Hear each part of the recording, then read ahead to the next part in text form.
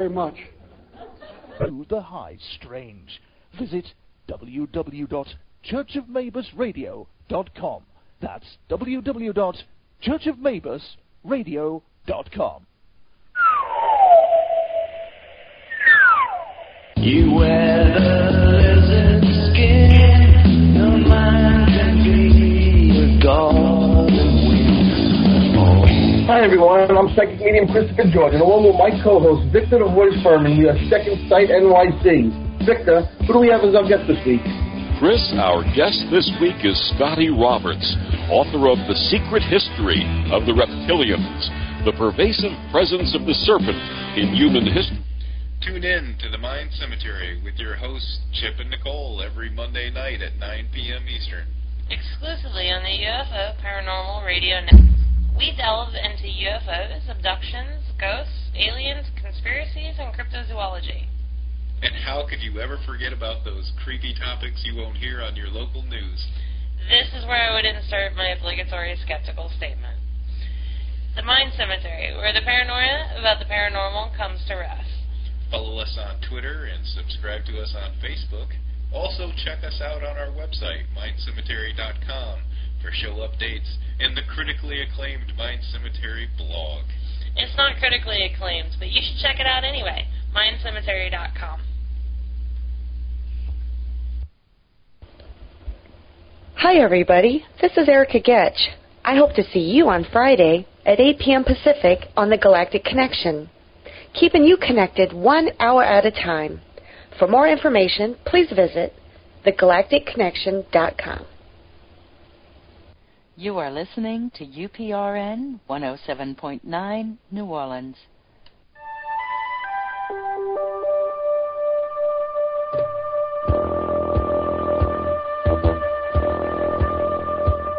Tune in to UFO Undercover, Wednesdays at 8 p.m. Eastern, with your host, Joe Montaldo, right here on the Paranormal Radio Network.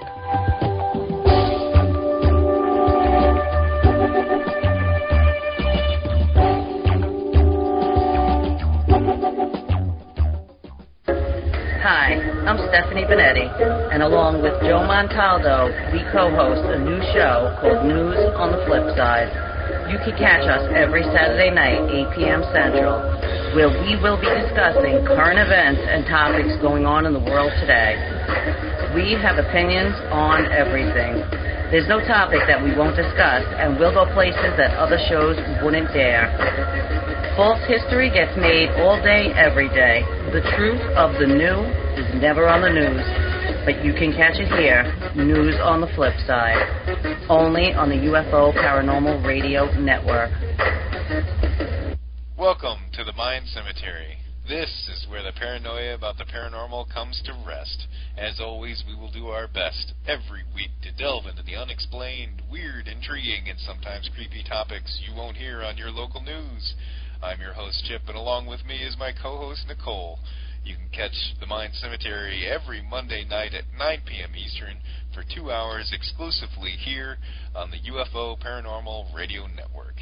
If you like what you hear, then subscribe to us on Facebook and follow us on Twitter by searching Mind Cemetery. You can also find us on iTunes by searching UFO Paranormal Radio Network, listen to our archives on the UFO Paranormal Radio Network main page, and go deeper into the archives by searching for the Mind Cemetery on blogtalkradio.com. You can find us online at mindcemetery.com. While on our site, you will find our show calendar, who we will have on as a guest in the near future.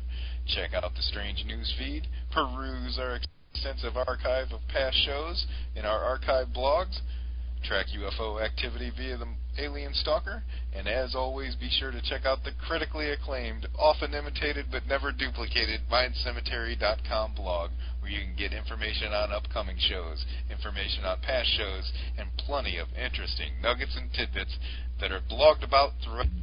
You can join the discussion in the UFO Paranormal Radio Network chat room on Pal Talk, or call in to ask your favorite hosts and guests your own questions on our show hotline. That number is 504-273-7379.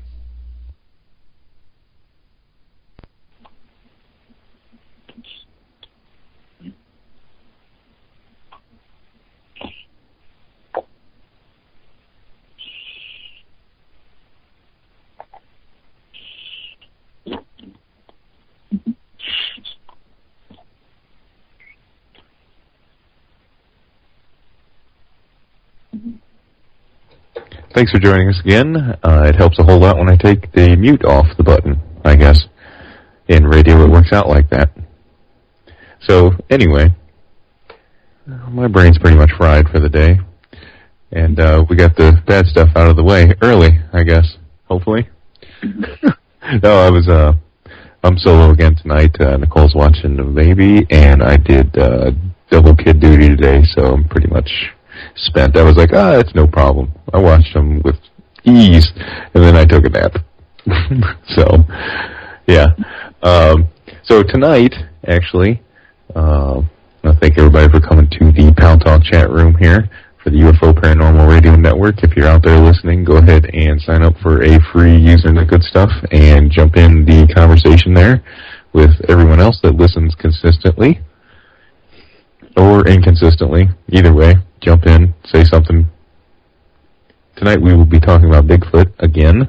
I know before I've always spoke about Bigfoot and given my opinion about it, and I've never had an expert around, or even someone that's done a whole lot of more research than myself. So tonight we've corrected that and actually have someone who knows what they're talking about besides me, who doesn't know what he's talking about, basically, with Bigfoot in general. So we'll have that for us here. His name is Robert Lindsay. He has a blog by the name of Beyond Highbrow. You can find the link at mindcemetery.com. I got a little blog up there about the upcoming show guest and with links back to his blog if you're interested in checking it out. Like I was telling you before the show, I read one a while back that he posted, and I was like, I don't know. And then I was like, ask him to come on. What the heck? He is first expert we'll be having on. Robert, how you doing? I'm good. Good. What do you think of me calling you a Bigfoot expert? Does that yes, no, maybe, or completely wrong? I suppose I am now. I wasn't. It wouldn't have been correct a couple of years ago. There you go. I was going to say, yeah, because your blog isn't just straight about Bigfoot. You know, you've got a lot of other good stuff on there, and you've been doing it for years. So it's not like you're one of the Bigfoot bloggers out there that came out of the chute doing straight Bigfoot cryptozoology stuff. And I only started writing about Bigfoot a couple of years ago. There you go. Fantastic. And, well, let's start it out early. Do you actually believe in Bigfoot? Yes, I do. I've never seen one, though.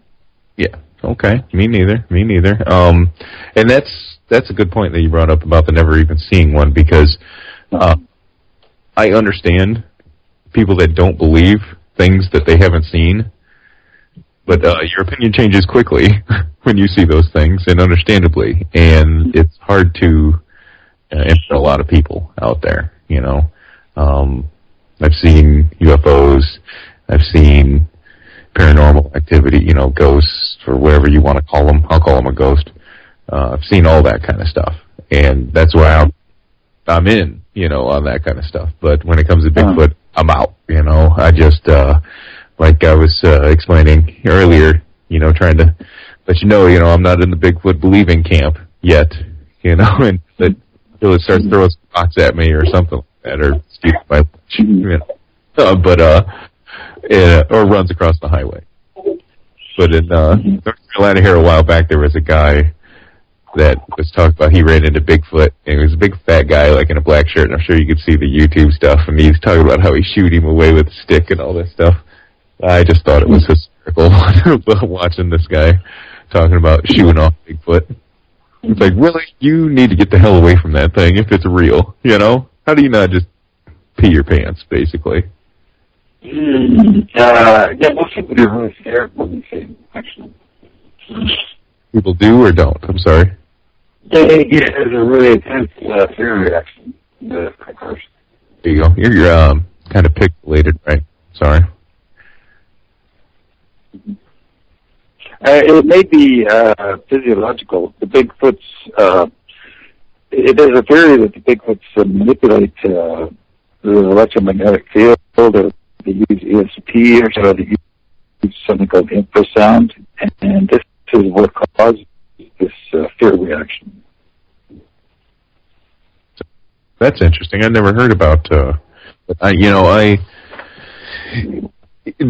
kind of like the only way I can start to buy into Bigfoot existing Sasquatch or like that is that if we toss in a paranormal aspect to, which would explain why, we don't consistently see like of them or anything like that, because that's where my beef with the whole thing comes in, is the logistics of it is, like I was saying, 400 pounds, 7 foot tall, yet we don't see this thing constantly eating, and just tearing through grain supplies and that. Now, because I don't see it doesn't mean it exists. I'm sure you're privy to a lot more information like that. Actually, they're bigger than they're 8 feet tall and they weigh 600 pounds. It gets even better, right? There you go. That's even more frightening for sakes. Jesus. Well, if people do see all that. Nobody believes them anyway, so it doesn't really matter how often people see them. Yeah, definitely. I just don't dig a whole lot of like the footprint casts and things like that people show off. Sorry.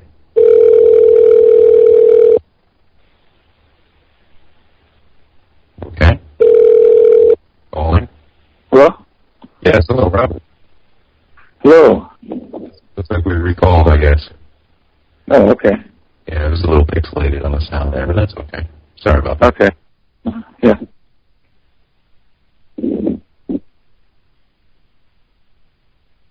Okay. And then recalled me. Fantastic.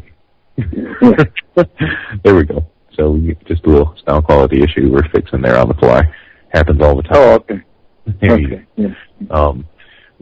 So when you just got into it a few years ago, have you yourself been on any kind of Bigfoot hunts or searches? No.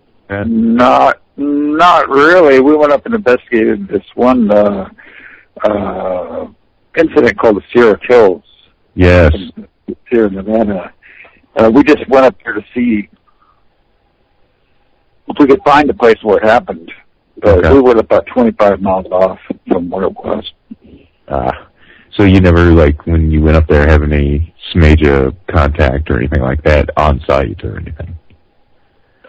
No. We were a long ways away from where it happened. Oh, okay. No problem. So it's a good place to start there. Where do you sit with that story? I think it's a true story. Really? Okay. And you think, okay, all right. I don't think it's a true story. I think he's completely full of it. I don't think he shot anything. I mean, what did he say? Like, it ran off after he shot it, I think? Yeah. Okay. Well, actually, if you don't mind, for everybody listening, could you go ahead and tell the Sierra Kill story, since you're, more in depth with it, and I just heard YouTube clips and all that kind of stuff in interviews about it. Yeah. Let everybody know, because I absolutely have not discussed that this year. Oh, okay. At all. On October 8th. Was it October 8th? Yeah, October 8th, 2010. Lieutenant Justin Smaya was hunting in the Plymouth National Forest near a place called Mount Haskell. And he was with a friend, his driver, and they were hunting for bears. They came around a bend, and they were seeing large piles of scat, and it didn't look like any kind of scat they'd ever seen before. And they were just kind of like, what the heck's going on here, And it was getting near dusk, and they came around a bend, and there, standing in a clearing about 80 yards away, was this thing. You see. Yikes. And Justin, they stopped the car, and the driver had binoculars on, and he was a spotter, and he was saying, don't shoot, it's not a bear.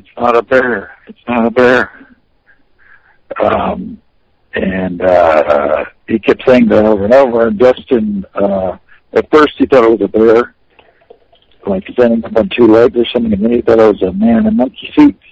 Yeah. He was waiting for the movie crew or something. He thought they were like shooting a movie or something like that. And at some point he realized it was not a man in a monkey suit.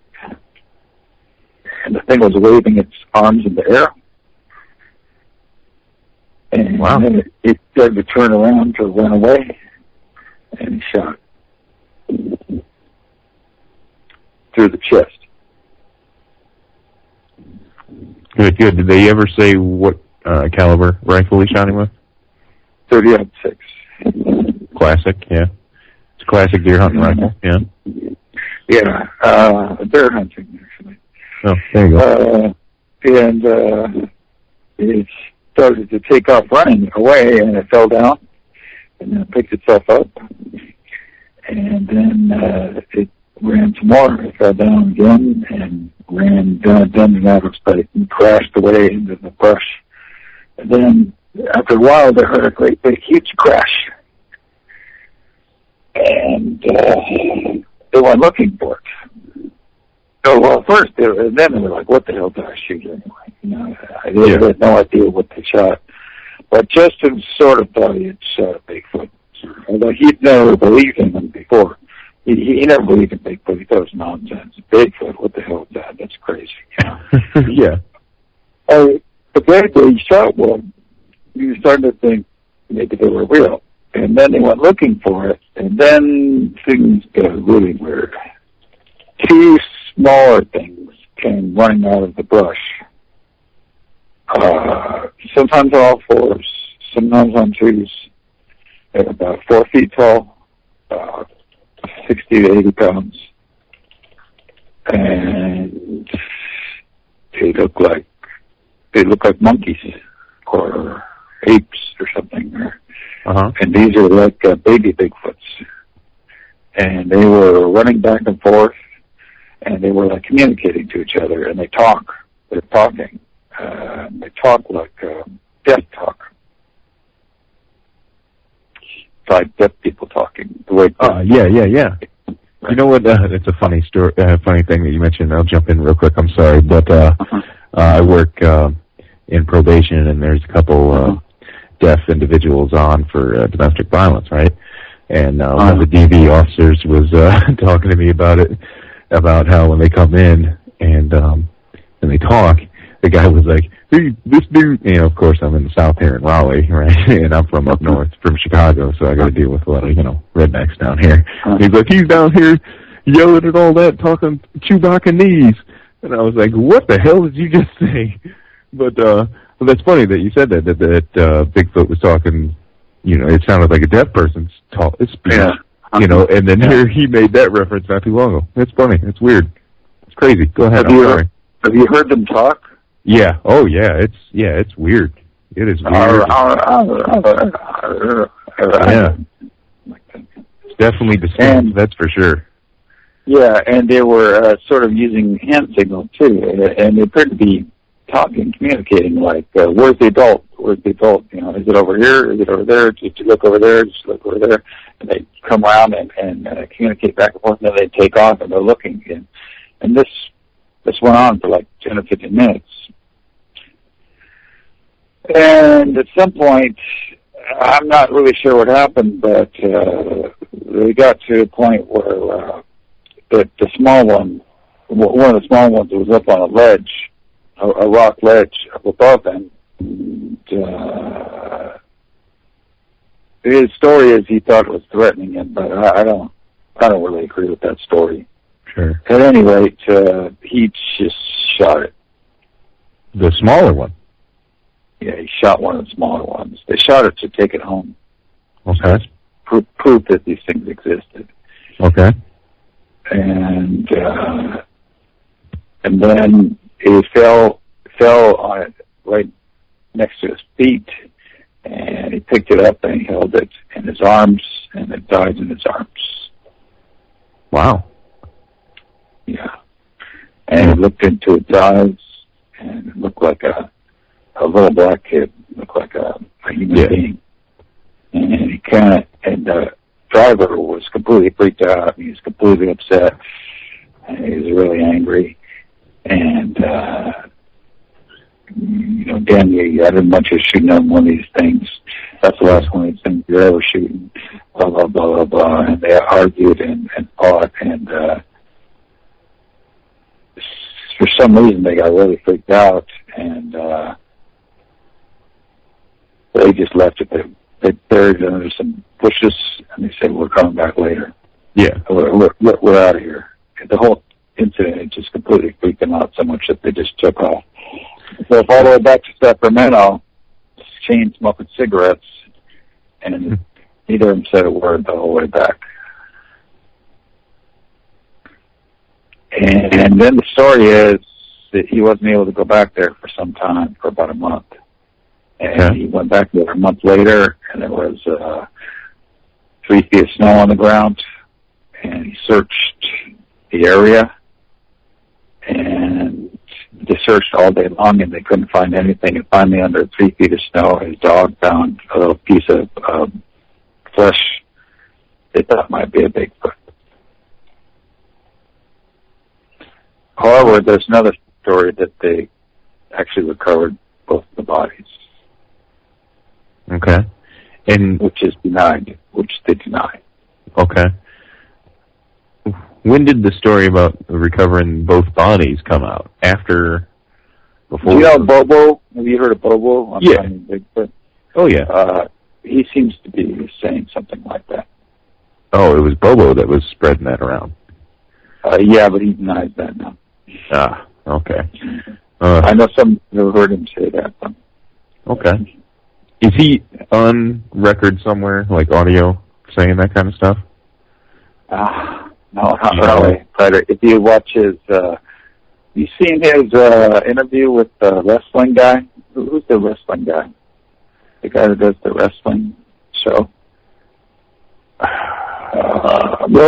Rogan. Oh, yeah. Joe Rogan, is that his name? Yeah. Yep. Yeah, he just got back doing an interview. Yeah, he does an interview with Joe Rogan, and in that interview, he seems to imply that they got both the bodies. He doesn't say it. Rogan said, "What happened to the bodies?" And Bobo says,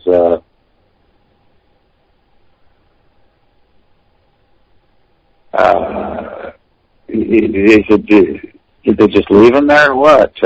And Bobo kind of hesitates, and then he just doesn't really say anything. He says, "Can I talk to you after the show?" Oh, wow. And Rogan says, "Yeah, sure." And then Bobo says, "Oh, well, they didn't get the bodies. They just left them there. And they went back later, and they were gone." Huh. Yikes. Okay. So,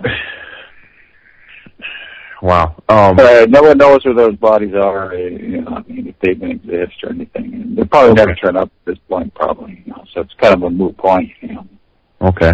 Now, the steak, the Sierra Kill steak, I guess, that infamous piece of material, was that taken from the smaller one or the larger one? Yeah, it's also controversial. Because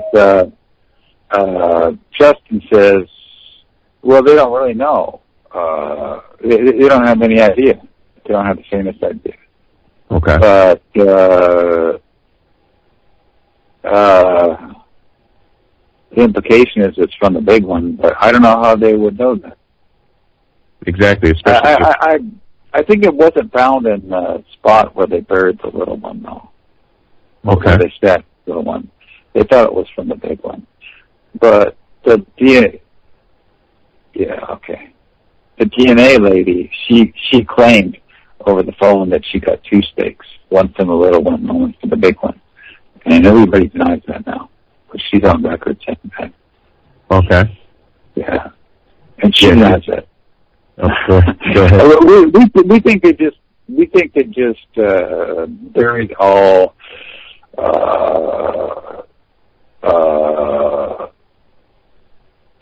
she got Hollywood lawyers and publicists and all, and they probably said this dead baby's just toxic. Let's just forget about it, and they just dumped that thing out of their study and just buried all. evidence for its existence, and they did not exist because it was just too controversial. Yeah, definitely. Yes, too toxic. Yeah, shooting that little baby one. I mean, come on. Would they? You think they would have just switched it and said it's the adults? It came from the adult and just avoid the issue altogether, or just dump? They did say that. They did say that. Okay, yeah. There you go. Yeah, that's how you avoid that train wreck. And Lobo on Conan O'Brien, he said it was cut from the leg.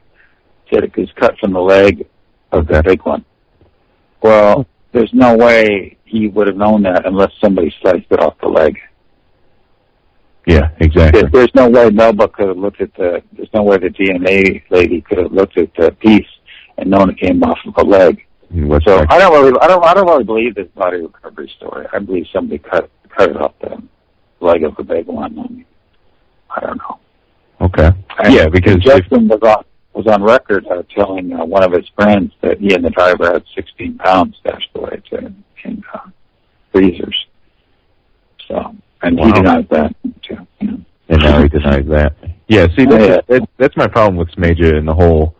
In general, is like you said, the backtracking and the denial stuff is like, how can you sit there as an individual and expect a lot of people to believe you now after you're saying, I got this and now I don't, or it came from here and maybe I'm not sure where it came from, and they've got their body recovery story, which is that they went back a month later and they found a couple pounds out of the snow or whatever, and bodies were recovered. So they're just going to deny any evidence of any body recovery. And at this point, even if bodies were recovered, they'll probably never show up.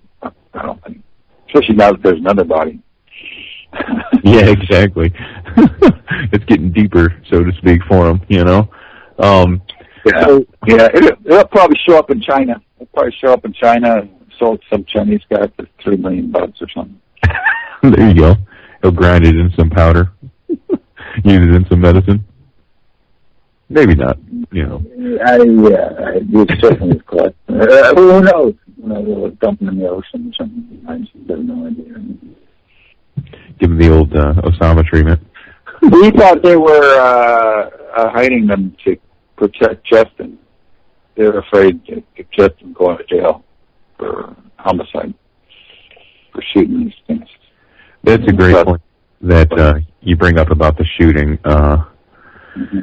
Shooting an animal like this, and this is something that a lot of you hear a lot of the Bigfoot hunters out there say is that don't shoot this animal, right, when you come across it. And I know there's some people that are trying to get it actually as a protected species and everything like that, and I'm like, well, why not? In my opinion, the only reason I see you're saying not to shoot at a Bigfoot is that it's highly more likely that it's just a person in a monkey suit, and you'll end up getting a homicide case. Okay, and that's what you're really trying to prevent in the community is an all-out disaster.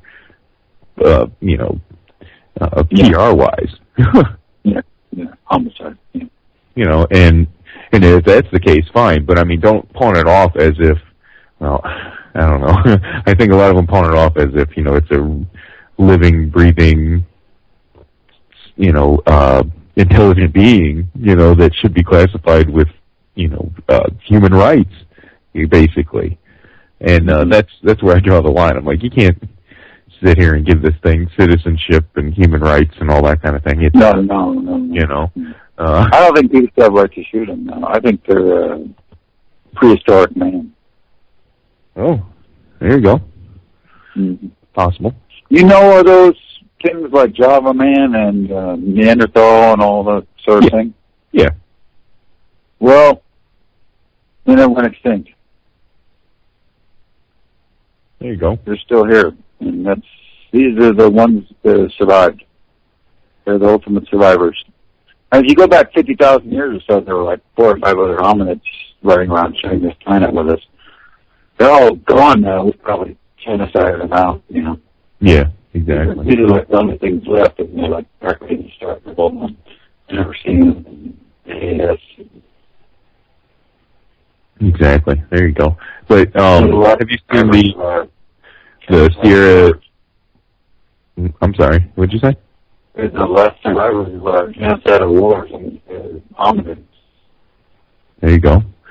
I think the audio's getting a little sketchy again, but I'll see if we can go ahead and it correct itself, hopefully. The Sierra's Evidence Initiative website? Yes, I know people who run it. Yes. There you go. Marcus, Right. Okay. And I know they're getting ready to put out a documentary there. Right. At least I saw. Is there any heads up? Yeah, Rose Heavy. Rose Heavy's going to do the documentary. Yeah. Yeah, I was watching that the other day. They seem to be heavy into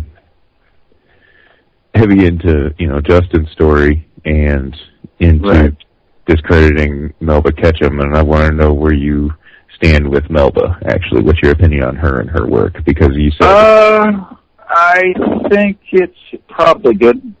I don't think it's a hoax. She's not hoaxing. No, I don't think so either. Good. Okay. She has real samples. She has real Bigfoot samples, and cool. She's just not the type of person to hoax. She doesn't have it in her to hoax. She's kind of a shady person in a lot of ways. And, sure. There's definitely a shady person. She's sick. I call her Bill Gates. I mean, I don't know how to put it, but somewhat immoral. You know about how Bill Gates goes to power? He lied, she didn't go on backstab. Hang on a second. I'll see if we can reconnect our audio here. See if I can get Joe to help us out. If he's still listening in the background, typing to him. There we go. All right. So we are in the process of recalling Robert Lindsay again on the audio. Fix that right away. Thank you very much, Joe. You're on the ball tonight. Robert? Yes. Fantastic. We're back in business with good audio there. That wasn't too bad. But if you don't mind kind of repeating, we lost him again. We will try again soon then. But yeah, it is a good point that he brings up about Melba, and she doesn't ingratiate herself to you as an individual that can be trusted 100%. Hello. Yes, Robert. I'm right now, and I wasn't able to get the call. So just leave a message, and I'll try to get back in contact. Machine now. Oh, there we go. But she doesn't really do a whole lot to ingratiate stuff to her to help out with her cause at all, because she does say some backward things somehow, but thank God a lot of what she has to say. Hello? Yes, hello, Robert, and there we go. My phone died. Okay. Back to the question about your opinion of Melba Ketchum and the science, and I think we're pretty much on the same page with her. I saw on one of your recent blogs about her, you mentioned here how she's a shady person, and how that isn't helping to ingratiate people to her cause. Because she's a female Bill Gates. I mean, you know how Bill Gates rose to power? He lied, cheated, stole, and backstabbed everybody, basically. I mean, that's a true story. And that's basically that's kind of what she does. She's just a totally ruthless person, and she engages in a lot of kind of morally dubious behavior to get whatever she wants, Yeah, exactly. I mean, it's this type of thing that goes on in the business and politics and all that sort of law and all that all the time, But it's pretty ruthless, pretty ruthless behavior. Yeah, she is, and it seems like she's got the science down all right, and the research isn't bad. It's just getting into the boys' club of the Bigfoot world is hell on earth. It is a vicious community, in my opinion. Oh, absolutely, yeah. There's a lot of pillars in the community that are selling a product, and this is what I say about a lot of UFO and paranormal individual rock stars, as I like to call them too, is that a lot of them have built a career selling a product, and lo and behold, when someone new comes around to shake that boat, it's attack because I've got my stuff to sell still here, and I know the other fellas here in my group that have something to sell, and we're all kind of, boys together here, so to say, and we're cool with what each other says because we're all in the business together kind of thing. And we'll hit the circuits together, we'll go out and have a drink together, all that good stuff. It's like pro wrestling, We're gonna go out there and beat each other up on the circuit, and then afterwards it's screw it, we all got paid anyway, and we're doing what we like, So I definitely see her as they come along to the Bigfoot community as a whole and cryptozoology as a whole in a very long time. And the way she goes about disseminating information is terrible, just miserable. Yeah, some people say that. And you mentioned about how she went out and got lawyers and a PR group, and it's like, where the hell is this PR group at? Because they should be stopping her, from saying stuff that, a PR group should be taking over your Twitter account, your Facebook account, and pulling out what to say, for you, instead of anything that she's been doing and trickling out stuff with these, crappy looking website, the scientific journal that she bought into supposedly before things get published and all, that just screams of a flipping problem, people are going to question that all the hell and beat you up, and it's like, she just ran herself right into the landmine of abuse, I don't really oppose what she did about supposedly buying that journal, and it looks like she almost self-published and bypassed peer review and all that. I don't necessarily oppose her doing that. It's pretty sleazy and shady, I agree, but she had tried to get through peer review for like a couple of years and just wasn't getting anywhere, so. Yeah, I think she had to get it out there one way or the other, and if she had to bypass peer review and self-publish, go for it. Do it. Exactly, and that's my problem with the science community as a whole when it comes to any sort of investigation, whether UFO, paranormal, or cryptozoology related. The scientific community isn't interested in these things, period. Okay? No. Find an unbiased scientist. All right? You got plenty of... No way. And that's what the killer is. It's like, good luck finding a scientist attached to academia, first of all, that will actually say anything related to any of those three fields in an investigation. That is the third rail for them. Right. And it is. It really is. And it's insane because most of the scientific community is looking for repeatability, in their research, and that's exactly what they should be looking for, right? But the problem is when you start attacking unconventional things with conventional mindsets, it's not going to work out. And that's what kind of pisses me off when it comes to like paranormal investigation. And I've been in on, ghost hunts and all that kind of stuff with people, and I've tried to voice my opinion about that to them. Is like, why are we just killing ourselves for the approval of the scientific world? Like we're some sort of bastard stepson or daughter, dying for attention and approval to something that doesn't give a damn about us to begin with, and is going to sit and tell us, well, that's not evidence or that's not repeatable. It's not meant to be repeatable, I don't think. It's meant to stay a mystery. If it was repeatable, you'd have these ghost hunting shows at the same location every day asking the same question and getting the same answer. Game over. We got the answer. The problem with ghosts and UFOs and all that, the reason I don't talk about that, I actually believe in both of them. But people think I'm insane enough as it is for believing in this Bigfoot stuff. So, so why make them think I'm even crazier by believing in? I think we're going to be able to prove the Bigfoots, prove it scientifically, and it will be replicable. That's right. However, with UFOs and ghosts, especially ghosts, I know that they exist, but we're never going to be able to prove it. So why talk about it? That's kind of my attitude. True. It gets boring quick. I know that much when I have paranormal guests and all that kind of stuff, because you basically go through the same old song and dance of, do you have recordings, pictures, video? Yeah. The scientists are just going to beat us up forever, and I really think that they exist, but we're never going to be able to prove it to the demands of science.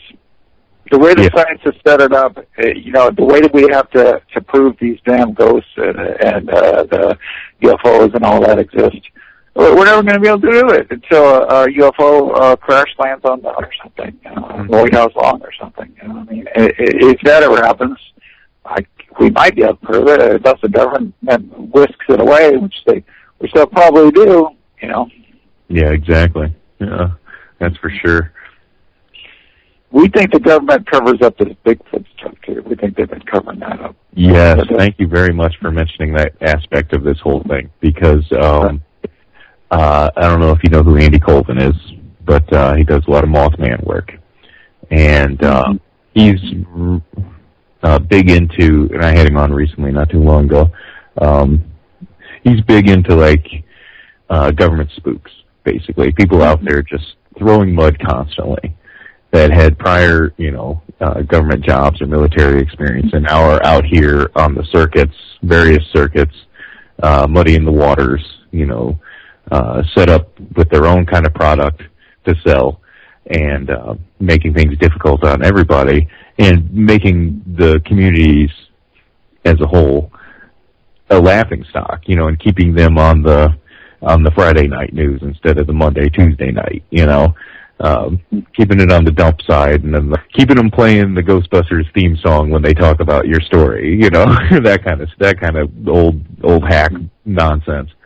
But he's mentioned some out there to me, which I got started in on this because of my issues with Lauren Coleman, and like I said, he's a big dog, and everybody loves this guy for some reason, but I definitely am in the camp of something's fishy with him, and I've talked a lot to Lauren Coleman about him, to Andy Colvin about him, and my beef with him basically was when he was still posting on Crypto Mundo.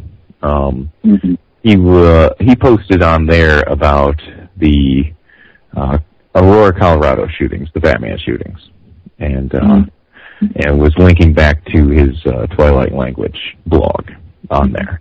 And I was like, it took me, maybe a couple of days to actually process it, but I thought, wait a minute, what the hell does this have to do with cryptozoology? Why is he allowed to post here? And this kind of sense, I understand that's his bag, and that's his side project is this, the sociology end of everything, and dealing with human nature, basically. But I'd been going, and that's what stirred my interest into him first, and then I saw a lot of his work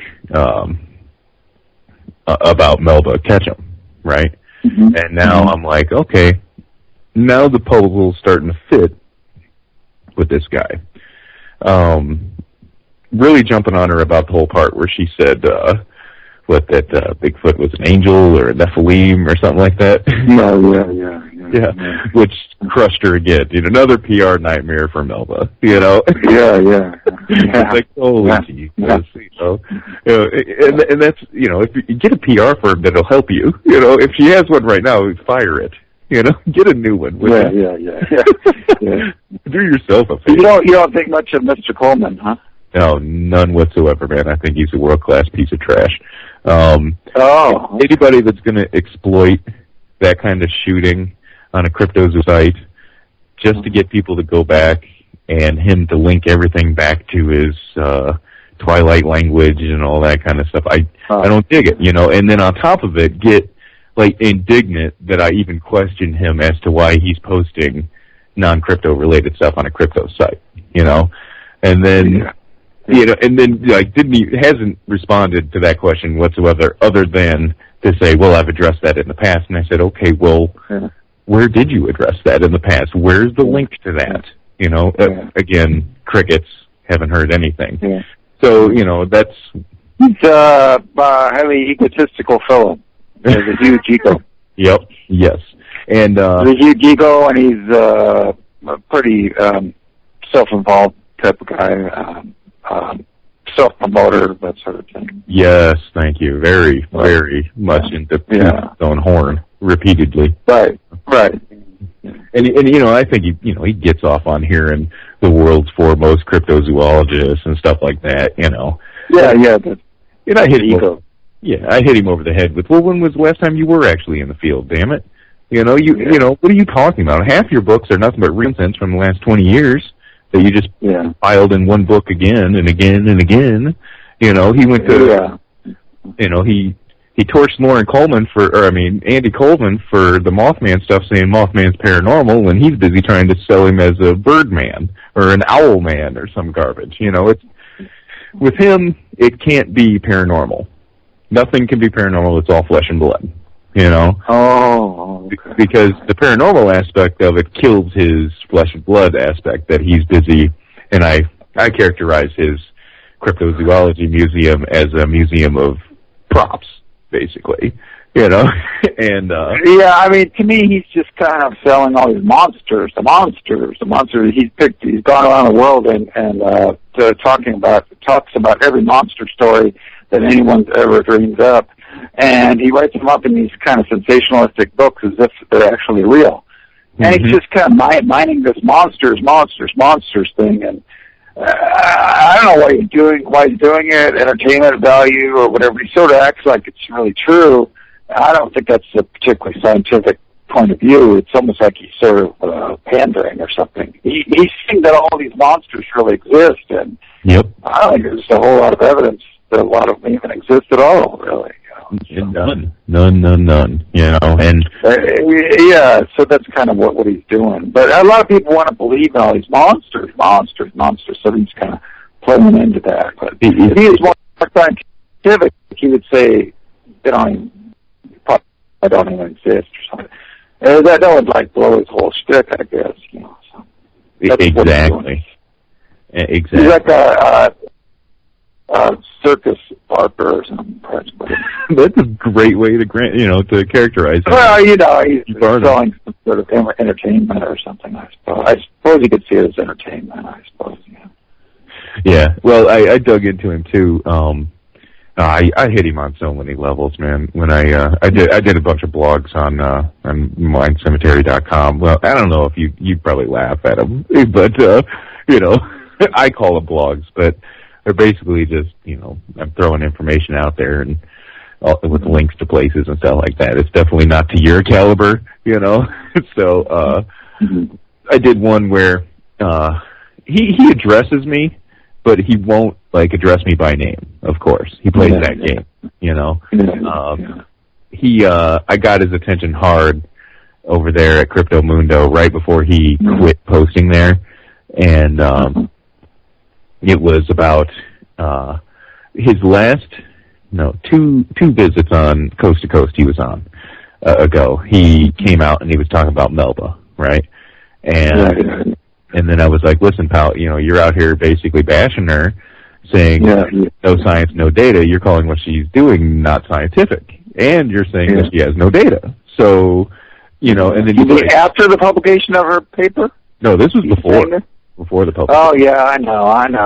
You know, and he's one of the Melba bashers. I'm sorry he got into that. He just jumps on these crazes without really thinking things through very well. I wish he wouldn't do that. I know him a little bit, and I'm not completely hostile to him, but sometimes I wish he'd think before he jumps in the pool or something, you know? Yeah, well, you know, he's got to jump in the pool quick and stay relevant, you know? Oh, yeah, okay.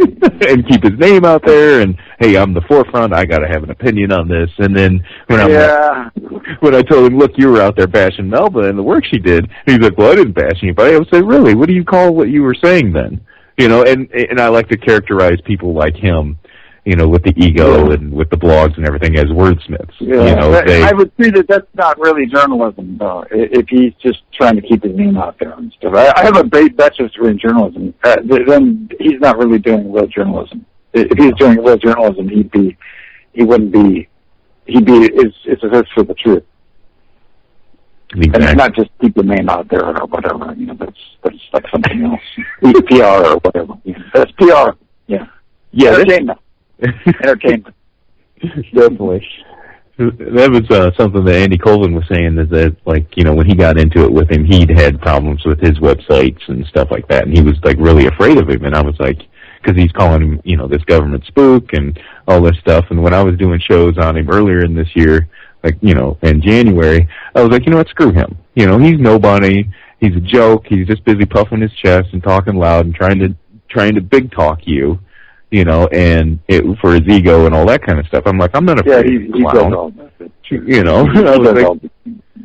I was like, do something, make me afraid of you for some reason, and nothing's happened. I'm like, you're a joke. So, he's a highly intelligent guy. He's highly educated. He has, I think, he's a master's. Mm-hmm. He doesn't have a PhD, does he? I think he has a master's degree. He has a master's degree in psychology or something. I think he's worked with some sort of a therapist or something. He's written books. Mm-hmm. He's written some interesting books on, sociology or psychology or something like that. Yeah, it's the whole, human behavior and stuff like that. And he's more geared towards this, the mass shootings, the sensationalization of. Oh, yeah, he's actually done some good work on that, I believe. Mm-hmm. Yeah, and that I'm cool with. I mean, I can't take away what you've actually done that's good. I can't take away that kind of stuff. But I think, it's his standing in the crypto world that he's taken to parlay into that. You know what I mean? And get notoriety on his. That's the Carnival. That's the Carnival Parker thing. Yeah, and that's something that I've gone on the counterattack on him, is like, look, I can't take this stuff away from him because it's actually good, it's actually good work, but he can also use that work to help be a better barker, so to speak, Yeah, he's got P.T. Barnum. Yeah, P.T. Barnum. And keep himself relevant. So he's a P.T. Barnum. That's for sure. Huh? That's for sure. There was P.T. Barnum is a famous guy, right? There you go. Right? Yeah, you know it, man. He's legendary. Everybody's heard of him. See, so calling him a P.T. Barnum, it's not really saying he's a terrible right. person or something. It's just saying what he is. I will grant Coleman this. When we discover these Bigfoots, I think Coleman deserves some credit for keeping the theme of the Bigfoot out there and publicizing it on his website. I think he's done a good job on that. He's been good for the community, despite all the problems. Yeah, I mean that's about it. Just keeping it out there, and that's fine to keep stuff in the news and everything, but it's not forwarding anything. Like I said, I don't think he's done any field work in God knows how long. So, but yeah, he got, when he readdressed some of the stuff I was saying, he's like, I've only mentioned Melba 8 times, on Crypto Mundo, and, some people think I'm out here attacking her and all this stuff, and I'm standing by, this guy's, no science, no data, no discovery statement and all this stuff, and I'm like, well, I'm glad you decided to actually give the man credit who made the original statement, but you sure as hell didn't want to do that, in some other media venues. Maybe you're busy shouting that down like you came up with it, but okay, and then so I went and I actually did the work. I said, okay, you wanted to challenge me? You want to come out and act like, you're some sort of martyr here getting beat up for no reason? I'll do the legwork, and I really went out and found all the posts that he made on Crypto Mundo about it, and because I kept it specific, I was like, I'm just going to keep it to Crypto Mundo and not your blog in general, and really hit you. And I came up with 11 of them that he was attacking her on, and I was like, and listen, this is you being the wordsmith, not coming out directly attacking, but you're demeaning what she's doing, and what you're doing. You're playing to the least common denominator. You're saying things without saying them and getting away with it because no one's calling you out because you're this, big pillar in the community. And I just took it to him, and I sent him a personal email. I said, look, I'll call it all off. You explain why you posted about the Aurora shooting on Crypto Mundo. You know, and I was like, I posted the about section on Cryptomundo. I was like, it's always about cryptozoology, not this other stuff. So, and, you know, no response. So, I'm not surprised. Not surprised because, like I said, you know, he'll have to actually... What was the Aurora shooting? Oh, the movie theater, Dark Knight. Oh, what's the point of putting that on Cryptomundo? Yeah, exactly. That was my initial when I went out there to kill him on that, you know, and that doesn't make any sense. I don't know what is he doing. Yeah, it's morbid as hell and it's ridiculous, you know, that you would get stuff. But that's part of the ego I'm shooting because he does know a lot about this stuff and he has to sneak that for his ego. And they let him run wild on that site and do what he wanted, you know, because he is, you know, the ego star there. Is he still on Cryptomundo? No, actually, right after all that hullabaloo that I stirred up against him, he left, and no one says why. You know, they just Craig Woolheater came out and said, "Well, he won't be posting here anymore." I thought it was his site. No, it's Craig's. It's Craig's. Oh, it's Craig's site. Craig probably threw him off.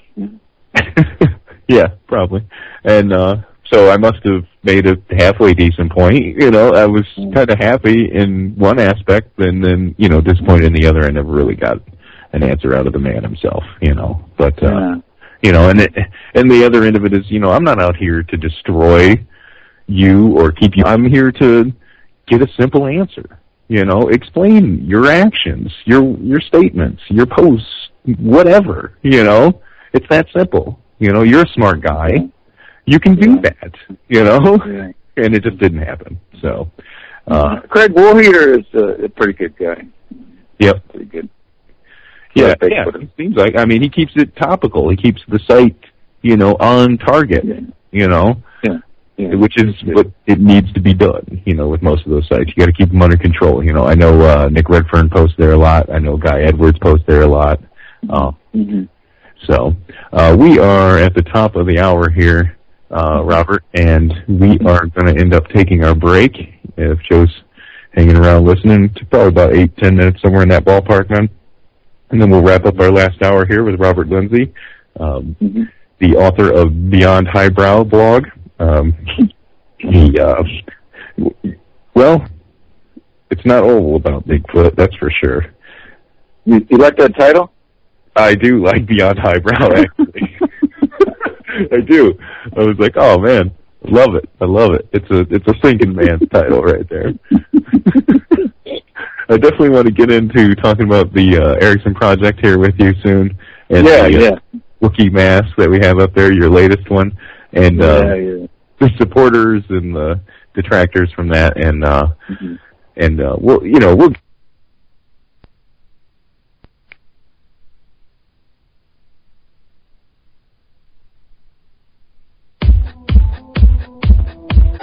7379. You can join the discussion in UFO Paranormal Radio Network's Pal Talk chat room with our guests, the hosts, or give any feedback you'd like. Don't forget to follow us on Twitter and Facebook. Visit our website, mindcemetery.com, for upcoming show news and blogs. For hour number 2 of the Mind Cemetery this week, we have blogger Robert Lindsay talking Bigfoot, talking Squatch, and all that good stuff. What do you think of that term when people use the term Squatch, Robert? I don't like that. It's so ridiculous. I don't mind Sasquatch. I just haven't used it because I want to keep on using Bigfoot until Bigfoot becomes not really a cool word to use because everybody's using Sasquatch. There you go. Sasquatch is probably a better word. Bigfoot is kind of a corny word, but everybody knows what Bigfoot is. I'm not sure everybody knows what Sasquatch is. And I definitely don't like Squatch.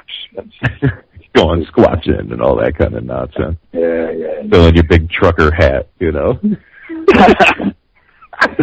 Oh, it's unbelievable. But let's see, where did we leave off? We were talking about old Lauren Coleman and his shenanigans, of course. Oh, I wanted to hit you up on your latest one out there on Beyond Highbrow.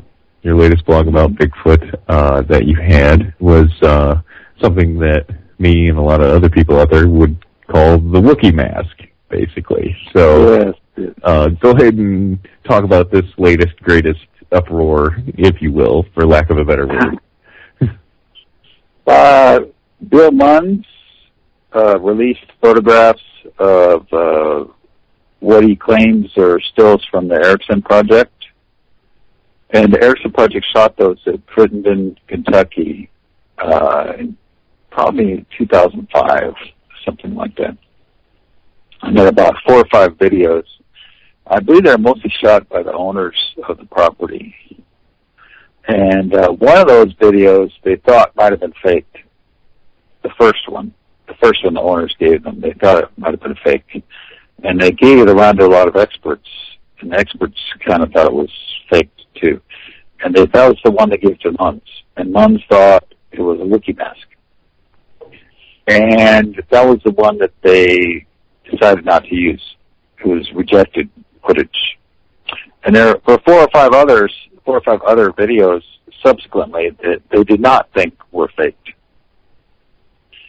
They got the woman, the owner, they got her to put on a ghillie suit and walk around in the woods, and that's how she got the better videos. The one that Munns released and claims is Erickson Project footage, in my opinion, is the rejected footage that even Erickson Project thought was faked.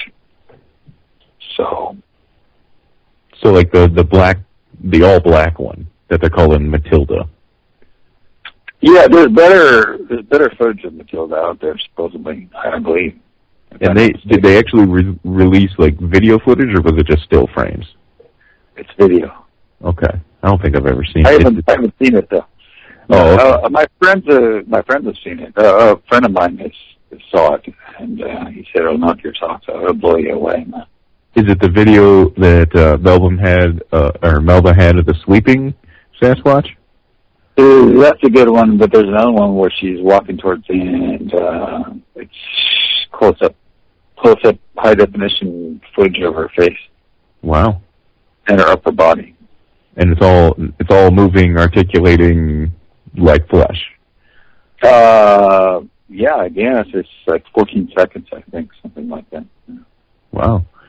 Nice. She approaches the camera, and then she sees the camera woman, and she turns around and walks away. Just gone then. Okay.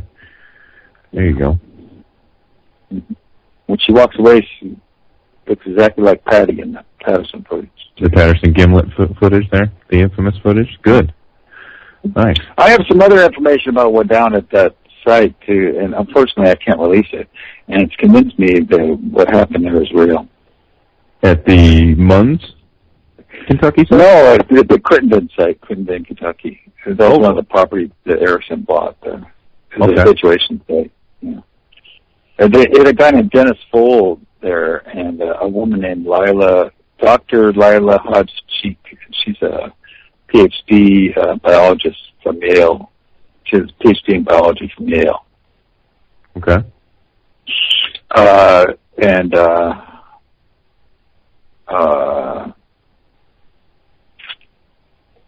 They supposedly saw these things numerous times, and they photographed them quite a few times.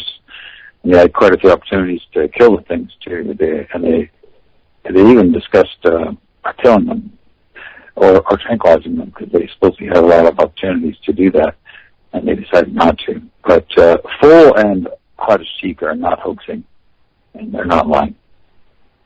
They're not lying. Dennis? And I believe them. Full, P-H-O-H-L. P-F-O-H-L. And the woman is a PhD biologist, and she saw them. And John Bitterdagel, have you heard of him? No. See, that's what I'd like is having... Wildlife biologist. He's like Jeff Meldrum. He's a PhD wildlife biologist. They flew him out there, and he saw one of the Bigfoots. He saw Matilda, actually. Really? So they're kind of territorial then, at least in the Kentucky site. Yeah, it was a habituation site with a large male, a large female, a mother and a father, and Matilda was their daughter. Oh. It's like a teenage girl, teenage Bigfoot, adolescent Bigfoot. And apparently she got pregnant at some point during the study. Some teenage boy Bigfoot came around and knocked her up or something. I don't know. Those damn Bigfoot kids. Huh? Those damn Bigfoot kids. Yeah, actually, baby. Oh. Were they able to, like... when they're about adolescence or so. Was anybody able to track it, the progression of the pregnancy at all? I'm not sure, but I believe they got a photo of her and the baby, if I'm not mistaken. Okay. So I was just wondering what kind of, gestation period they're on, Yeah, I don't know. Probably maybe like humans. I'm not really sure. Or at least damn close. See, that's what one of the conversations me and my wife Nicole got into about it. I was like, okay, well, if they're like 8 foot, 600 pounds, then it's going to be like, I don't know, an elephant version of a human, So it's going to be probably like, maybe 11 months or a couple months more, since it's a bigger. Oh, I don't know, but the female, the adolescent female, when she gives birth, she's going to be like 5'5", 5'7", something like that. She won't be 8 feet tall. At birth, the Bigfoot is that tall. Or no, the adolescent can start getting pregnant at about 5.5 foot, right?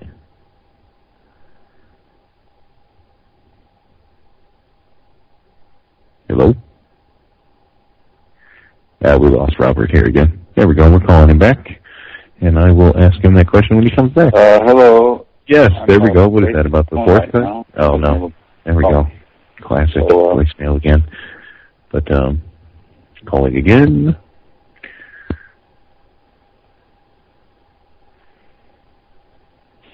Hello. I'm away from the phone right now, and I wasn't able to get to the phone. So, just leave a message, and I'll try to get back in contact with you. Bye.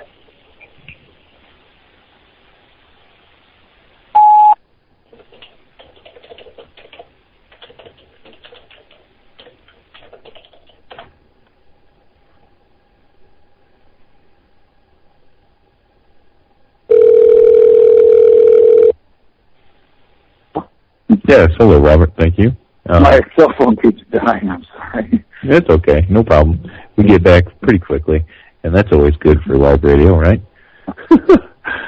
Yeah. I was asking you about, before we got cut off, you think it's about 5.5, 6 foot that the adolescent female is able to start getting pregnant and giving birth? Yes, that's what I believe, yes. Okay, cool. Yes. Yeah. All right. And you know how long ago this happened? The pregnancy happened? Possibly 2005, something like that. Oh, shoot. Okay, I thought this was more recent than that. Yeah. Mm-hmm. Okay. The Bigfoots have left that site. They took off. Okay. They're no longer there. Oh, really? They're not in the Kentucky site no more? No, they left. The people sold the site, and they went to a new house like 3 miles away, and the damn people sold them. Wow. Or something. And then our chief went over to the new site, and they set up like a camera trap. They were able to film up over there at the new site. I think the mother and the baby. Nice. She's eating a pancake. She's feeding them pancakes. Nice. You gotta love it. Easy breakfast right there. That's an easy score. Yeah. They have a sweet tooth. They really like, the Twinkies or whatever. It's just total junk food, Yeah, that's a good point that you mentioned there, because I think I know what the Finding Bigfoot show uses, like candy bars and stuff like that sometimes, or peanut butter and all that. And, oh, they do? Oh, yeah. I had some questions here in the chat room. What do you think about those folks over there at the Bigfoot Research Organization? Pardon me? I had some questions from the chat room here asking about the BFRO people and what you thought about them. There's a lot of problems with Moneymaker. He's kind of a Warren Coleman type of guy, and he runs the place like a dictatorship. And the forums, you don't really like the forums all that much, and they're run by like this dictatorship type thing. But they have a fantastic database. It's got like 40. It's got like one of the greatest databases of Bigfoot sightings in the whole world. They do expeditions. They charge money for them, but they have gotten some photographs of some Bigfoots on some of these expeditions and some other evidence. And I'm not really opposed to what they're doing. It's not completely perfect. They hoard evidence, and supposedly they have a lot of evidence that they haven't even released. They're viciously competitive with all the other researchers. And Matt shoots down all the other researchers and tears them all apart and everything. But that's exactly the type of person he is, you know.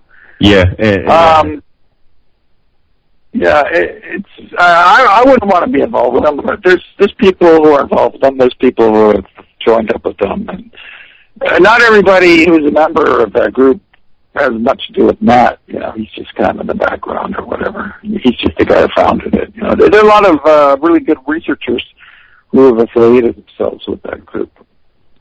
Oh yeah, you know, and it's kind of, you know, you got to hang on to the bright star, you know, and I understand that. You got to get your name out there, and you got to let people know you're there, or else you'll be toiling in anonymity for a very long time. You know, they're viciously competitive. I know savagely competitive. They all hate each other. All the organizations pretty much hate each other's guts, and they're just crazy. They just go at each other's throats all the time. It's gold fever. They're all trying to be the first one to find Bigfoot. You know. Yeah, and it's that goes. Gold rush, you know. Yeah, and that goes along the lines of why they're all more than willing to gang up on Melba. You know, we'll put our differences aside as long as we can jump on her pretty good. You know. Yeah, they're just not really. You know, the Bigfoot community. I have a friend who was in the ghost hunting community, and I was telling her about the Bigfoot community, and it's just full of these all sorts of psychologically unhealthy people and marginal people and kooks, nuts, flakes, idiots, narcissists, psychopaths, and a lot of criminals, and just a lot of really morally questionable type people, and showboaters, and just out-and-out idiots. And she said, well, the ghost hunting community is exactly the same. And she said it's because of the fringe nature of the field. You just get all these really marginal types out there, and kooky, ridiculous, crazy type people. I think as soon as we prove these things exist, we're going to get a lot more level-headed, scientific-minded people into the field, and be nicer. You know, I think it'll be more professional and not as kooky. You know. Yeah, that'll definitely help to lead some credibility or lend to some credibility to the whole field itself. And then you'll get actual people that aren't, they don't see it as risking their careers anymore, you know. And, I mean, there's people who study chimps and stuff like that, right? Yeah. Well, is chimp research full of kooks and idiots and nuts and criminals and whatnot? I mean, no, it's just scientists, right? I mean, hopefully it will get to a point where Bigfoot research is like that. You know, we'll just have good, decent scientists studying this stuff. You know, with any luck, that's for sure. With any luck, that's for sure. I know. Yeah. I got to do a little Twitter tiff there with Moneymaker a while back, and he said something, I can't remember what it was all about, but he said something like, you and your wife are idiots and all this other shit, and I'm like, well, at least we're not wasting our fucking time in the field, you know, or whatever, you know. I came back with something smart to him, and, of course he blocks and all that other shit, but I saw a picture of him with long hair, Moneymaker, and I tweeted out there, I was like, is it just me or does Matt Moneymaker look like a tranny? And and I was like, oh shit, this is going to be hilarious. But I was like, why did he bash you? Why did he do that? I'd have to look on my Twitter account here and see what exactly. But he bashes everybody. He's just a wild hothead. he's ferociously competitive. He's just insanely competitive, man. You know. Let's see if I can dig it up over here. Yeah, he's got to destroy all the competition. You know? Yeah, exactly, and that's fine. You know, you gotta. Let's see. I'd have to go years back here. Well, not years, but you know, at least last year or so. So that's all right. It was funny though. It was just funny to have someone sit there and call me a nobody, and then like in the end, I was like, "Well, you're having a conversation with me, aren't you?" You know. I just play it back at him like, and it's like, come on, you know, get a clue, pal. You can't sit there and play big time all the time, you know. But yeah, there's always rampant stories out there about him and how he's got family and he'll sue you if you say anything bad and all that kind of stuff. Yeah. I've been saying bad things about him for a long time on my blog, and he's never starting to sue me. Well, that's because he's full of garbage, you know. You can't really sue someone for telling, you know, for telling. You can't sue. He's not an attorney. He's not an attorney. No, he is not. He just went to law school. Yeah. Yeah, he graduated from law school. That's correct. Yes. Yeah, that's it. You know. I guess he couldn't pass the bar or something. I don't know. No, I don't doubt it. It's difficult. Don't blame him. Let's see. I was actually somebody asked earlier, that'd be a bad question because you're not a gun person. And somebody was like, well, what was the best caliber to shoot a Bigfoot? And I'm like, what? I'm like 30-06. He's like, it got it pretty good. Yeah. And Dyer shot his with a 30-06 too, I believe. There you go. What do you think of Rick Dyer anyway? I don't like him very much. Nobody likes him, but yeah, just another rectum. He's a con artist. I think he did shoot a Bigfoot. Oh, you did? I think he's holding that. He has a Bigfoot body right now. Yeah, I think he has one. I can't prove it though. He might be starting at the University of Las Vegas. Oh, hang on a second. It's a little pixelated now again. It's okay. He's a typical Bigfoot creep. He's a Bigfoot creep on steroids, right? He's about to get really famous, I think. Hang on a second. We've got somebody out there in the Instant Karma was saying, yeah, he's a Bigfoot researcher. He can't afford an attorney. Yeah, you can if there's, you know, if it's in your family, you can. A little pro bono work.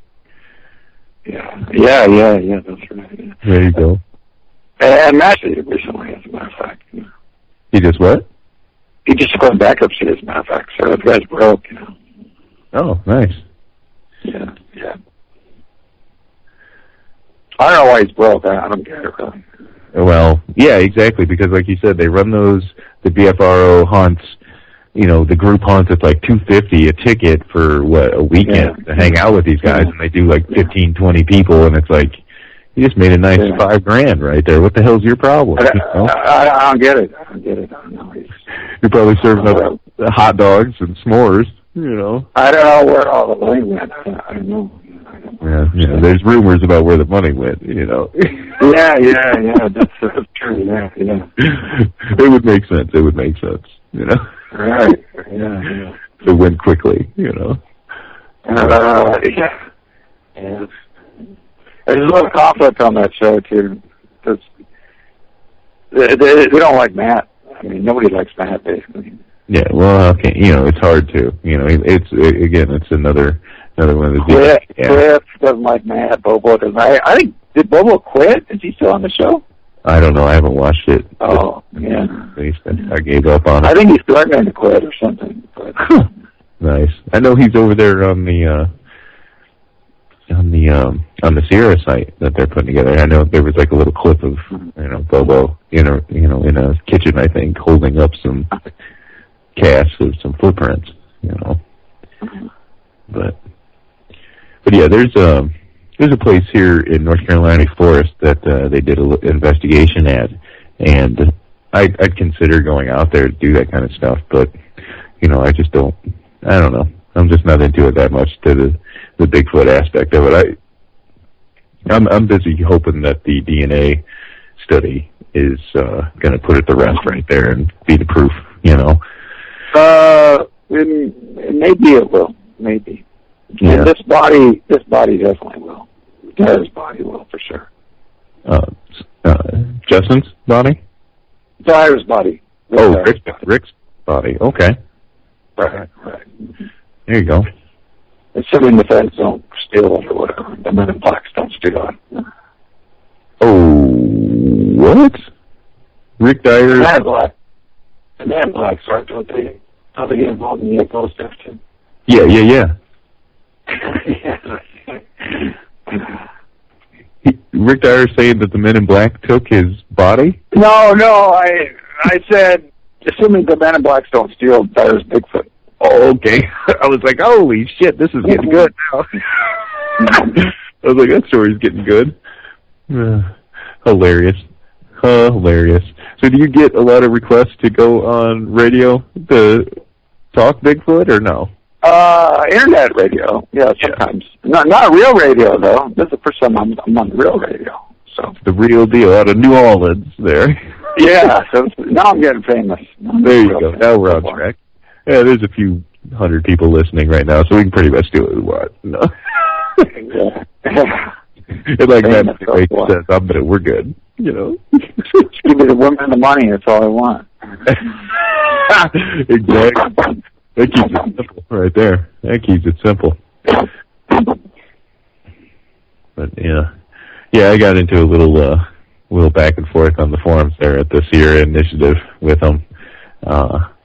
I posted under my name, and I was like, I was asking, I was like, so, you expect everybody to believe this guy, with Smaja? And Ro was like, well, I don't expect anybody to believe anything. I was like, so wait a minute, I was like, how can you make a movie and do all this stuff if you don't expect anybody to believe you? You're just talking to yourself or something, It's like, come on, you gotta want someone to believe you.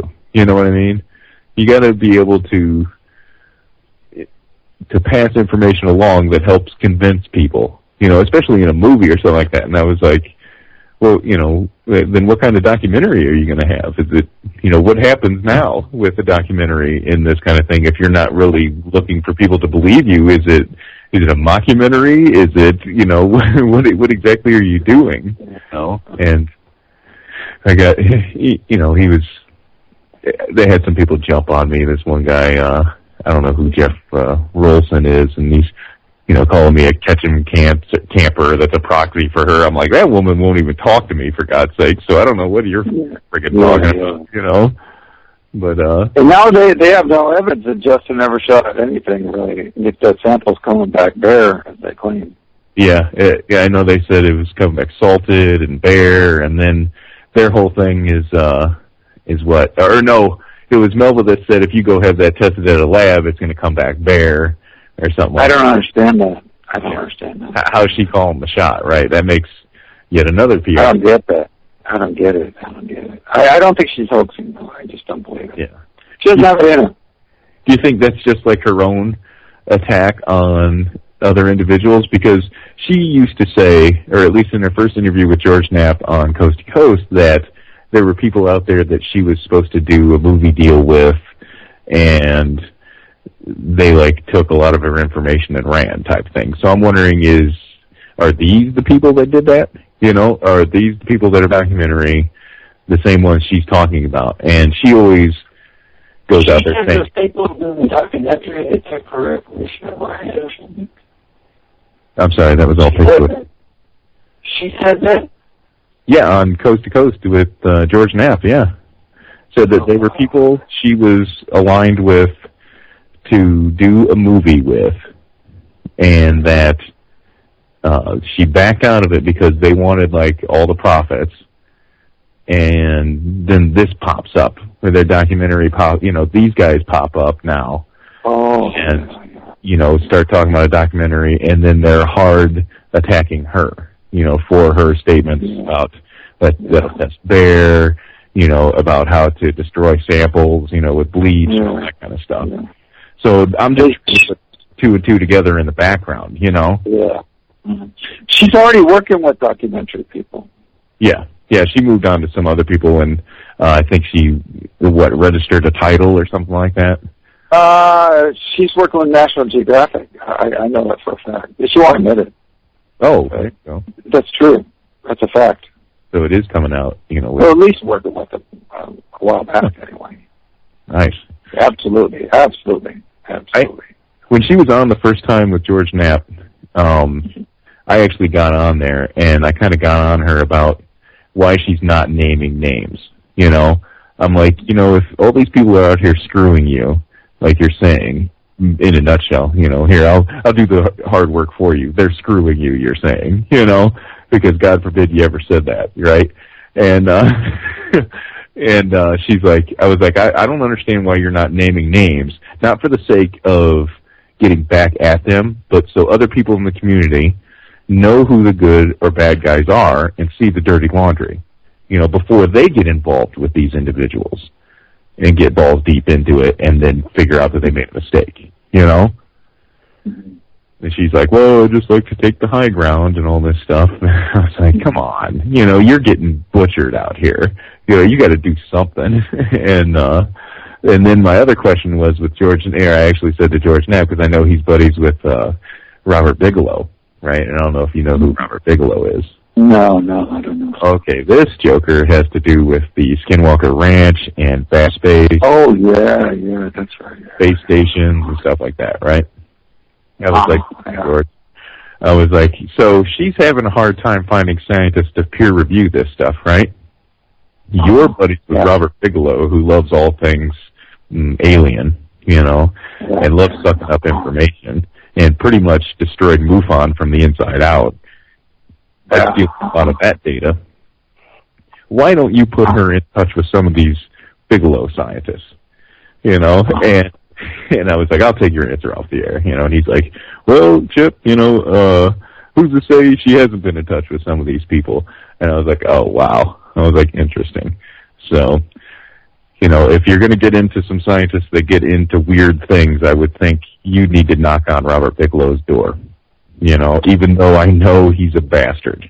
I know he's going to hide any results and all that kind of stuff. You need to go in there with your eyes wide open about that individual, So, it would be interesting if she got in touch with those kind of scientists that are willing to do that kind of research, Yeah. But, nothing came of that. And then I know the Igor Burtslev out there, I know he was leaking a lot of stuff, and that got him in trouble. Yeah. He was coming out screaming, it is true, and the data that they had over there in Russia were some of the samples they had that came back early, and he's, leaking early results on Facebook and all that kind of stuff. And I was initially behind him, and then he went out and took his stuff about Russian kids being adopted in America and assassinated. And I was like, listen, Igor, I already went out on a limb to support you and your shenanigans and trying to, understand. I understand the cultural difference with you coming from old school Russia where information's buried and people get killed and run off to Siberia and all that kind of stuff. That's why you're releasing information. Okay, I'll buy that. Okay, I have no problem with that. But when you go out and make stupid statements like this, you can go to hell. You can kiss my ass and go to hell because I'm done with you. You're not going to if you're so great over there in Russia, then quit having to adopt your kids. Sorry. He's a really kooky type of guy. yeah, and it's crazy. Well, like, on steroids, basically. I mean, he's really nutty. Really struggling with extremely statistical and all that sort of thing. I'm sorry, it got a little pixelated there again. Yeah. But yeah, he definitely is, and that's something I figured out. I was like, yep, I'm glad I backed away from him as soon as possible. And he's mouth, and made it. He's been involved in some. It looked like some hoaxing or something. something too. I'm not really sure. Yikes. He set up a conference for Meldrum over there in Siberia, and Meldrum went there, and they had some sort of they took them out on a hike in the woods, and there was all this supposed evidence for Bigfoots or Yetis along the way, and they went to a cave, and Meldrum thought that all the evidence had been just hoaxed for them as part of a display or something. So, oh, wow. So that's that Pork Chop was deep involved in that, so I don't know. He's just another kind of shady character. Wow. Big characters. That's for sure. Yeah, it's all full of shady characters that want to make up some stuff, And that's fine, and that's something I try to say on the show here is that, I try to leave the real big BSers out of here, and just get the people that have good ideas or good opinion on things, that you're not going to hear like on Coast to Coast, because I think Coast to Coast is a lost cause at night. It's just they'll have anybody on for entertainment's sake, and I'm all for a good old story, when you want to if you want to sit and tell me there's faces on Mars and cat people on Mars like Richard Hoagland does, or if you want to be like Basagio and tell me that you went to Mars with Obama, and, you want to tell me about the Galactic Federation of Light and all this other stuff, that's fine. I'll listen to it for entertainment purposes, but don't expect me to believe this, Are there people actually saying all these things? Oh, yeah, man.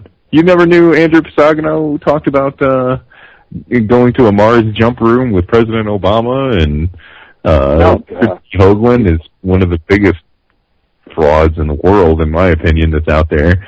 And then Alfred Weber. Yeah, and Alfred Weber talks about the exopolitics and the Galactic Federation of Light and all that kind of stuff. And it's like, Stephen Greer. Sorry. Idiots. Yeah, most of the real big nuts are in ufology, though. And it's it's like I said, these are individuals that thrive off the cult of personality, and and do the circuits, and people love hearing them talk. They're great wordsmiths. Charismatic. They're they're right up there with some of the best televangelists. Oh, okay, all right. Narcissism and all that stuff. Narcissism and all that stuff. Yeah, I cornered Richard Hoagland on Coast to Coast once when he was talking about the, remember Comet Elenin that was coming in? He was doing a lot of media leading up to it saying that it was a artificial craft with triangulated shields on it, right? And so I heard him doing an interview with Jim Mars, a conspiracy guy, and he was talking to Jim and saying that it was piloted, that this artificial craft with triangulated shields was piloted by a breakaway Third Reich society, right? Jesus Christ. And so I get him on Coast. Yeah, I get him on Coast, and I asked him, I said, so, after the comet passed and everything, for what you had to say to on a Jim Mars interview, and I gave the show's name and everything, I was like, you said that Comet Elenin was a spaceship piloted by Nazis. And he's like, I never said Nazi. I said, well, what do you think? Do you think we're stupid? I was like, we know what you mean when you say breakaway Third Reich society. Okay? Yeah. I know what you mean when you say artificial craft. Okay? And this is another classic wordsmith. He'll we'll break it down to what it really means, and he'll keep it to the funny words he used. And it's like, who are you cramping? And these people still, follow him, without fail type thing.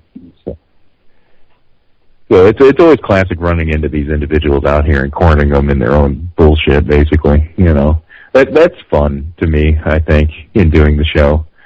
But I'd like to have one guy on to have on and just kind of blindside his ass, But they deserve it, These people deserve it, They're just outright begging for money from people and robbing them, basically, just like a televangelist, so... How are they robbing people? selling false theories or what? Yeah, they'll sell. Well, they'll sit there and sell like newsletters or CDs or DVDs of like them speaking at conferences or selling books, that are filled with nonsense. Okay. All right. When they're showing up to hear them speak for $50, $75, at a UFO conference somewhere, And they're just saying a bunch of crap, and it's all lies. No, nonsense. It's all lies. All BS. Yeah. And people buy it, and he, Bisagio puts up a old black and white photo of him as a child, he says, and I was at the Gettysburg Address type stuff. And it's like, right. And he's like, oh, look at that. So these guys, are they nuts, or are they con artists, or what? I mean, con artists, I think. And I came up with a crazy idea. Well, I didn't come up with it, but I came across a crazy idea about Bisagio. The Mars jump room with Obama guy, right? So when these individuals come out with these crazy stories, whatever it be, and they start getting people to support them that come out and say, hey, I was there too, a part of that program, Project Pegasus, or the Mars jump room program, right? And if the originator of the story is full of crap and he knows it, he can't exactly point at that next person and say, you're full of shit. You know what I mean? Yeah.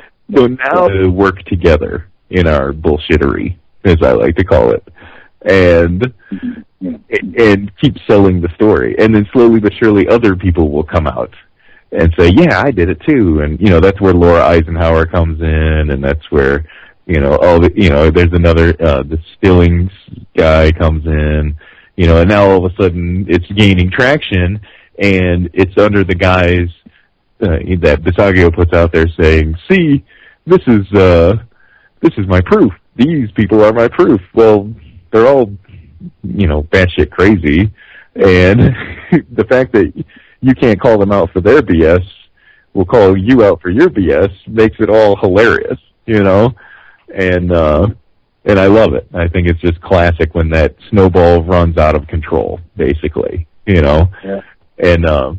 And that's basically what Stephen Greer did with his, he's got this Cirrus movie, right? He did a little Kickstarter fundraiser thing, and he wanted $250,000, right, to make this documentary. So he got it. He got the money, like, quickly. Insanely fast, right? Very successful. And then all of a sudden, when it was all over, oh, I need another $50,000-$100,000 more.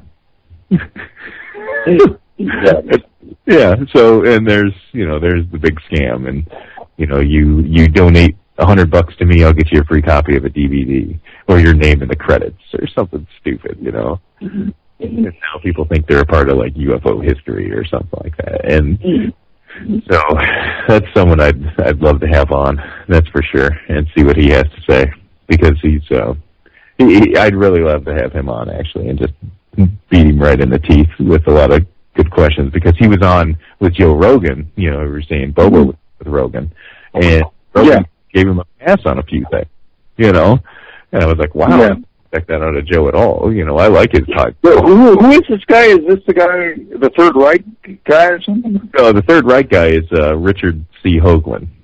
And and who's this other guy? The movie guy with Kickstarter is Stephen Greer. Okay, and what's he pushing? He's pushing that he is this chosen one who's given, who's actually helped birth hybrid aliens, and oh God, yeah, it's Christ. It just gets out there, and that are some of these people mentally ill, or do they actually believe this stuff, or is this all lies? What? I don't know how deep it actually goes, because I hope that it's a lot like pro wrestling, that lights are on, me and Gene, I really crank up the rhetoric, and then when it's all over, I'll just have a beer and go lay down, because I know it's all BS, and then I'll go through my emails and tell people, thank you for supporting me, and you're crucial in getting the information out, and, out and all this stuff. which is classic, brainwashing, I think, for a lot of these acolytes that follow individuals that are nothing but personalities that have been fostered for years, Yeah. And that's the spook that comes into play, I think, is that, you got just enough of these, we call them crazies and kooks, but to be honest, they're genius, in my opinion. They're like classic, snake oil salesmen of the 21st century, and living a decent lifestyle off of it with some relative fame, at least in the niche that we're in, in this area. And that's something that I like to get into with my friends and stuff like that, because at work, everybody's all ha-ha, he-he, I've got a radio show and all this stuff, and then secretly a couple of them will filter to me with their question. It's interesting, that's for sure. Greer claims that Stephen Greer, the guy who made the money, claimed that he has drank lemonade on the porch with the Rockefellers, and they've told him about the grand future plans for the human race and all that stuff, but he can't get into the details right now. Yeah, stuff like that. He drops nuggets over and over and over, but it's he's lying. Yeah, he's either lying or nuts or. Yeah, that's something that we toss around all the time, calling them crazies, and I don't think they're crazy. They're just absolutely brilliant. They are absolutely to be able to perpetuate these kind of things for so long, and to squirm out of every issue that you run into is just great, in my opinion. That's just a world-class snake right there who is more than willing to part a fool with their money, But, we're about 5 minutes out here, so you're all in with Bigfoot then. You believe he exists, and you got people that say it's real. Yes, and a reveal should be coming pretty soon with Dyer's body, at the very least, I would think. Cool, okay. When anything like that happen? In the movie, Shooting Bigfoot. Okay, cool. By Morgan Matthews of Minnow Films. Dyer's Shooting the Bigfoot should be in that movie. Cool. Fantastic. All right. Well, you know what? Being the first person I've actually had on talking about Bigfoot, wouldn't mind having you come back every once in a while when we get some good news out there. If you want to, I feel like we don't have to do a full 2 hours. We do a monthly show where it's just open lines and me babbling. You can jump in and talk about your latest blog or whatever you want. Only a monthly show? You're only on monthly? So I'm on every Monday, but I only do one show a month that's just open lines, kind of wide open. Oh, okay. About what I want to talk about instead of have a guest on. You're on the radio in New Orleans every Monday also? Yep. Oh, wow.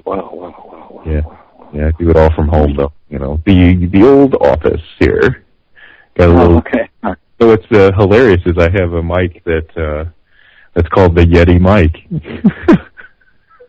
How are you able to be on the air in New Orleans from your home in North Carolina? It's all Skype. Yeah, I just got. Okay. Okay. Producer, we call him, and then he ends up calling you and puts us together, and away we go through the internet. Okay.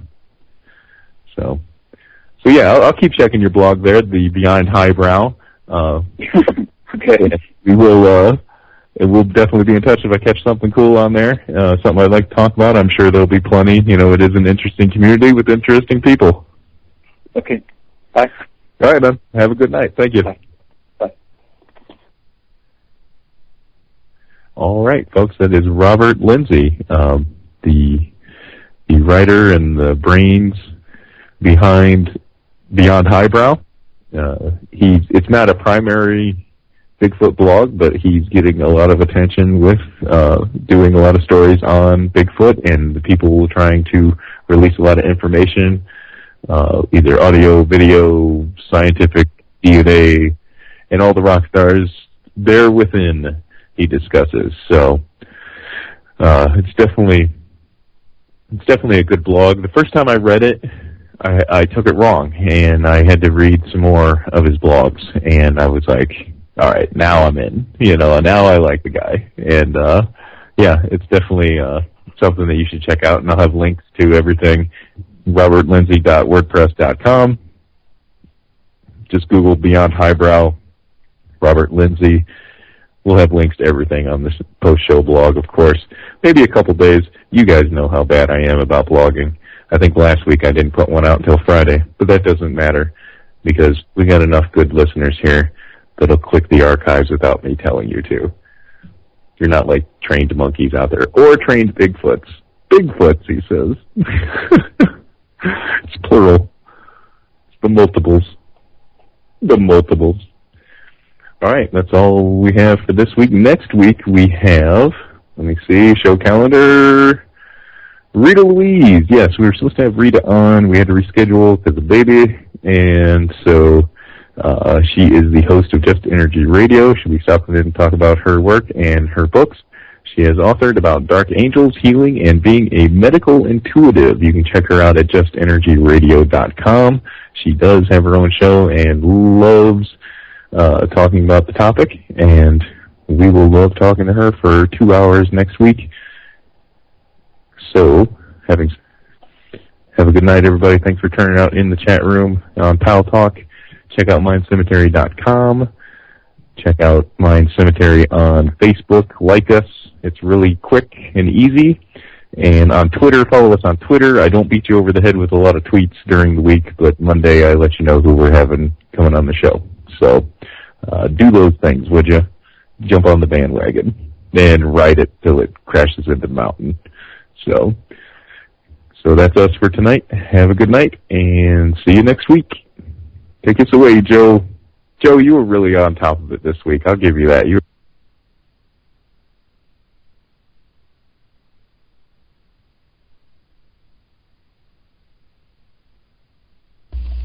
Thank you for listening to another episode of The Mind Cemetery. You can join us every week, Monday nights at 9 p.m. Eastern, exclusively on the UFO Paranormal Radio Network.